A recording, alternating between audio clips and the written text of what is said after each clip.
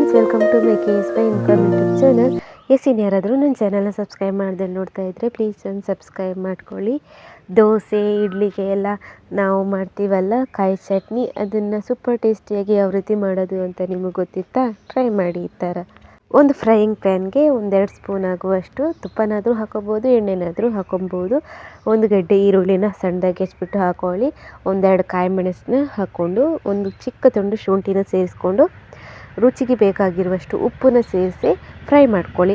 ಒಂದು 5 ನಿಮಿಷ ಚೆನ್ನಾಗಿ ಫ್ರೈ ಮಾಡ್ಕೊಳ್ಳಿ. ಸ್ವಲ್ಪ ಬಾಡಿದ ಮೇಲೆ ಇದನ್ನು ಎಲ್ಲನೂ ಮಿಕ್ಸಿ ಜಾರ್ಗೆ ಹಾಕ್ಕೊಳ್ಳಿ.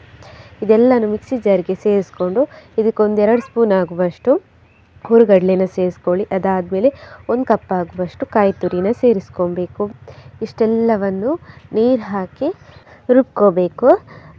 ಜಾಸ್ತಿ ನೀರೇನು ಆ್ಯಡ್ ಮಾಡ್ಕೊಬೇಡಿ, ಚೆನ್ನಾಗಿರಲ್ಲ. ಸ್ವಲ್ಪ ದಪ್ಪಗಿರಲಿ, ಯಾಕಂದರೆ ನಾವು ದೋಸೆಯಲ್ಲೇ ತಿನ್ನೋವಾಗ ಚೆನ್ನಾಗಿರುತ್ತೆ ಅಲ್ವಾ. ಅದನ್ನು ಒಂದು ಬೇರೆ ಪಾತ್ರೆಗೆ ಹಾಕ್ಕೊಂಡು ಇದಕ್ಕೆ ಒಗ್ಗರಣೆನೇ ಮಾಡ್ಕೊಬೇಕು. ಸಾಸಿವೆ ಹಾಗೆ ಕರಿಬೇವು, ಎಣ್ಣೆ, ಆಮೇಲೆ ಬ್ಯಾಡಗಿ ಮೆಣಸನ್ನ ಹಾಕ್ಬಿಟ್ಟು ಚೆನ್ನಾಗಿ ಫ್ರೈ ಮಾಡಿ ಇದಕ್ಕೆ ಸೇರಿಸ್ಕೊಳ್ಳಿ. ಒಗ್ಗರಣೆನ ಹಾಕ್ಕೊಂಡು ನೀಟಾಗಿ ಕಲಿಸ್ಕೊಂಡು ನೀವು ದೋಸೆ ಅಥವಾ ಇಡ್ಲಿಗೆ ಸೇರಿಸ್ಕೊಂಡು ಈ ಚಟ್ನಿನ ತಿನ್ಬೋದು. ಸೂಪರ್ ಟೇಸ್ಟಿಯಾಗಿರುತ್ತೆ, ಟ್ರೈ ಮಾಡಿ.